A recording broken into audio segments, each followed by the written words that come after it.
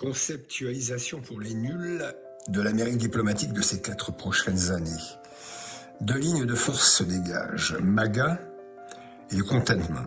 On contient les ennemis plutôt que de les affronter pour qu'ils se désintègrent eux-mêmes, cela jusqu'aux limites de l'acceptabilité. À noter que dans les 2 cas, on revient vers les fondamentaux de la politique extérieure américaine de ces 150 dernières années. À ceci près que Donald Trump y ajoute sa propre réflexion, fantaisie, originalité, c'est selon le miroir idéologique que l'on utilise.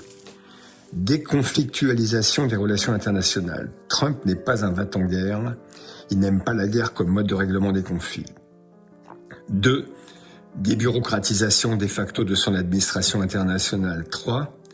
Dédiplomatisation des relations étatiques, moins de strates, il parle en direct avec ses homologues, au risque de. 4. Enfin, bilatéralisation de ces mêmes relations inter-États.